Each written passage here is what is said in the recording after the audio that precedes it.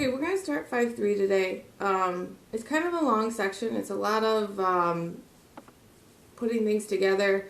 It can get kind of a lot. So a couple years ago, Mrs. Davies and I tried to kind of narrow it down so that you can understand exactly what you need to know. The first day is a lot more notes than the second 2 days, so this video is going to be a little bit longer. So what we're trying to do is assess the fit of a line in 5.3. So in 5.1 and 5.2, we found the least squares regression line. Now we're going to examine how well it models the data, how well it fits the data. Because remember, in this chapter, we're really focusing on linear things. In 5.4, we'll look at what happens if things aren't linear. So important questions to consider. Is a linear model really appropriate, or would a curved model be better? If we make predictions with the model, how accurate are our predictions? And are there any unusual aspects of the data set we need to consider before we make predictions with the model? So is the linear model appropriate? So what you really should be looking at is to look at the scatter plot. So if you have a scatter plot and it looks, like a normal scatter plot, and it looks like it goes up in a line, then it's probably appropriate because you can draw a line in there to talk about the data. Maybe appropriate, maybe it's slightly curved, maybe it goes down at some point and then comes back up, but it's still sort of a line. So that's like a maybe because it would kind of have a line, but you'd have some above, some below. Not appropriate would be like if you had something exponential or parabolic in shape. Obviously, I don't know if you can see that. If you were to draw a line through this, it would definitely not be appropriate. So after you look at the scatter plot, remember, we're going to talk about a residual is the vertical distance from the point y to the line. So y to y hat. So it's the actual minus the predicted. Okay, so what we're going to focus really on to look at a linear model being appropriate is the residual plot.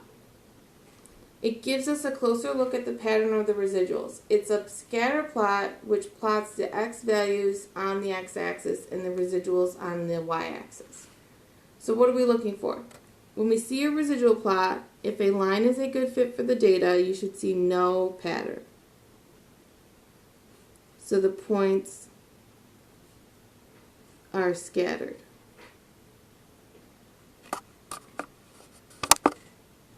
What will we see in a residual plot if a line is not a good fit? You're going to end up seeing a curvature pattern. So a curve would be a better choice than a line. And we'll really focus on that in 5.4 with what happens if it's not a good fit. So to find a residual plot in a graphing calculator, we put the directions at the top. You really might only have to do this on a quiz. Usually on the test there's not enough time. I'll just give you a picture. So what we're going to do for the following, I'm going to make a scatter plot of the original data with the least squares regression line, and then sketch the residual plot on the graph and decide if the linear model is appropriate.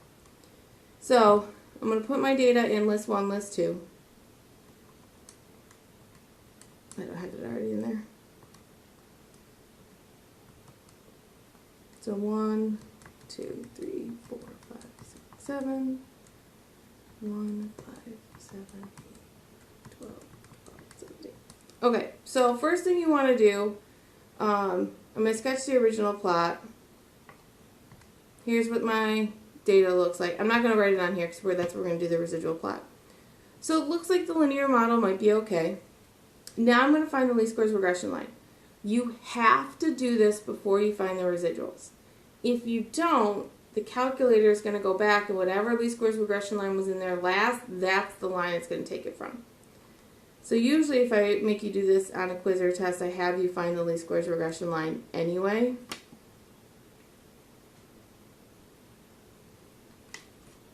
So our least squares regression line is y hat equals negative 0.714 plus 2.39x. So make sure you have to find first. Okay. I'm going to leave because we're going to write something else over here in a second. Now, to find the residual plot, I'm going to go back to my list. I'm going to go to list 3, highlight it, then I'm going to hit second stat, and at the bottom should be residual. Now, if there's nothing down there, that's because you didn't find your least squares regression line. So I'm going to hit residual, and then hit enter. So there's all my residuals. Okay, so now once I have my residuals, I'm going to plot x, the residuals. So I'm going to go back to my scatter plot, and instead of list 1, list 2, I'm going to want list 1, list 3. Then I'm going to hit zoom 9. So there's my residual plot. So what should happen on your residual plot is, again, you're plotting x in the residuals. This is 0. So if a point is on the line, they'll have a residual of 0. So you have a couple positive residuals, you get a couple negative residuals. It's pretty widely scattered. So what I would say is the linear model is appropriate since there is no pattern in the residual plot. Okay. So now let's try it again. So my x values are going to stay the same. I'm going to clear my list 3, clear my list 2. 0.1, 0.8, 2, 3.3, 5, 7.3, 9.9. Okay, so if I go back, my scatter plot, and you don't have to do this, if I look at list 2 again, here's my graph here. Okay, you don't have to do this, just so you can see it.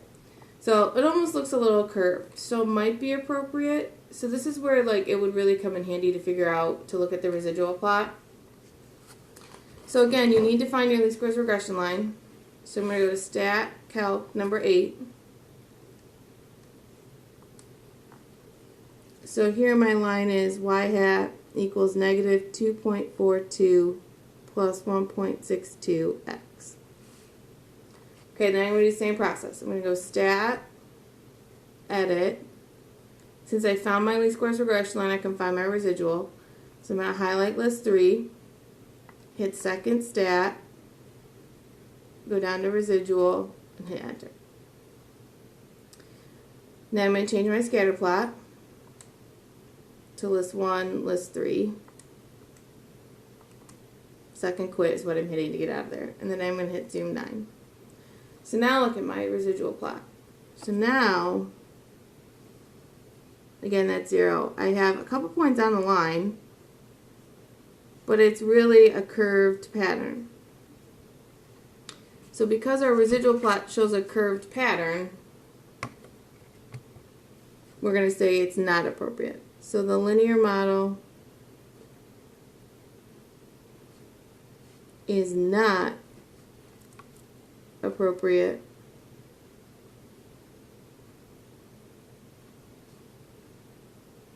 since there is a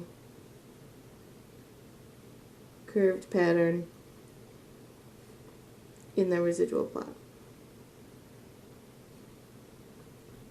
And really it's any pattern, but this is especially curved, so maybe we would use a curved model. So a residual plot will tell you if the linear model is the right type of model or has the right form, or we should consider fitting nonlinear models.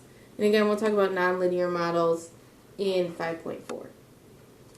So the next page, what I usually have students do, here are 4 scatter plots with their lines drawn in, and then there's 4 residual plots. So I make them work with their partner to match the scatter plot with the residual plot.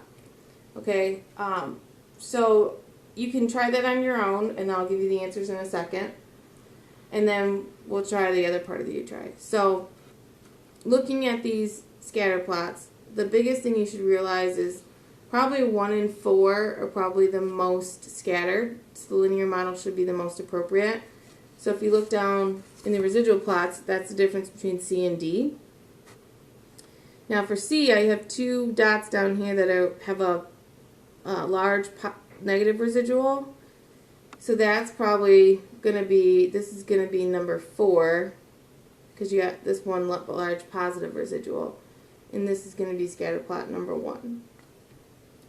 And then A and B go with 3 and 4. So again, if you can't tell, but there's like a line here. So you should have 1 dot and 2 dots that have positive residuals, and the rest are smaller. And then this is more curved like we saw before. So this is actually number 2, and this is scatter plot number 3. Now, I usually have a lot of students fight me on, okay, these look like a large negative residual, and these don't look that far underneath the line. The problem is you don't know the scale. This could be like a very small scale, so it could be really zoomed in. And then we usually match the descriptions with the residual plots. So the residuals are randomly scattered, that was D. The residuals are largely randomly scattered except for 2 large negative residuals, that's C. The residuals show a distinct curved pattern, that's B. And the residuals show a clear linear pattern with 3 severe outliers, that's A. So usually I have the students do that on their own. So if we look back at the 2 original scatter plots with the regression lines drawn in, which 2 plots do the lines summarize the relationship of the data about as well as possible? So that worked out well for graph number 1 and 4 because the residual plots do not have a pattern. Which ones do the lines not capture the aspects of their relationship? Again, graphs 2 and 3, because the residual plots have a pattern in them.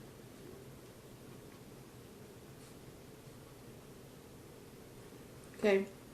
So day 1's not too bad. It's really focusing on the residual plots and understanding that they're the ones that tell you if the linear model is appropriate. Tomorrow we'll get a little bit more into some like numerical numbers and figuring that stuff out. But for today, just really focus on, is the residual showing you a pattern, is it not?